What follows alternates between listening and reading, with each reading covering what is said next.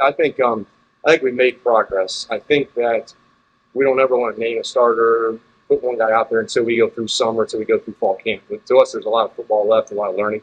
I will say Jock Moore has done really well. He's had a good spring. I'd say Jordan Waters had a very good spring, uh, as has Jalen Coleman. We've been really impressed with Peyton Jones, our youngest running back, our freshman. I really think he's got a chance to help us this fall in some capacity. Um, but like what all those guys are doing, I expect all of them to play a lot. John Pierce looks like he's bulked up.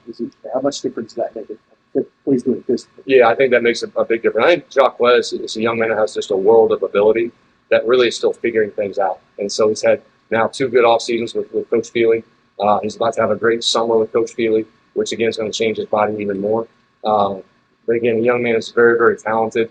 And now it's just a matter of the speed aspect, his strength aspect, and just an experience aspect, taking his game to another level.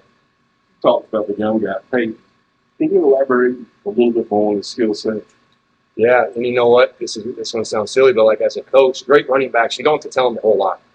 You hand him the ball, you point him in the right direction, then you get out of the way. And he has that ability, meaning like he has phenomenal vision.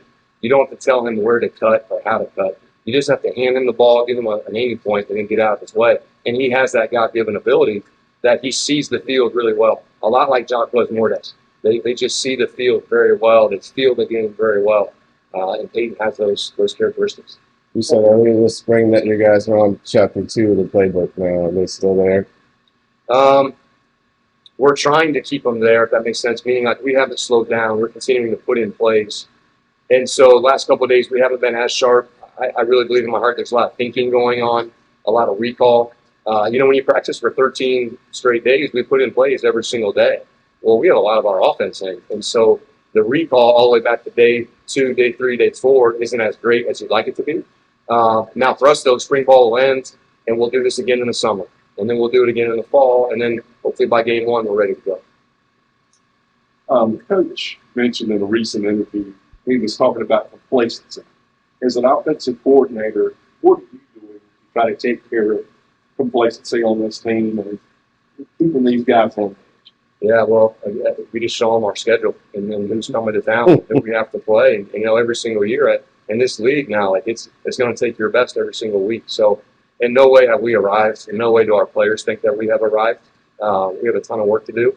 And again, I continue to challenge our guys from a schematic standpoint, continuing to give them more and just keep dumping more motions and shifts and plays and concepts. So, in the quarterback room, we have a saying that we never got it. I mean, sometimes as a kid, you can say, I got it, coach, I'm good. No, you don't. You don't ever got it. And I think that's our challenge to our kids right now is that, we don't have it. We got some work to do, and we can take this thing to a whole other level. Offensive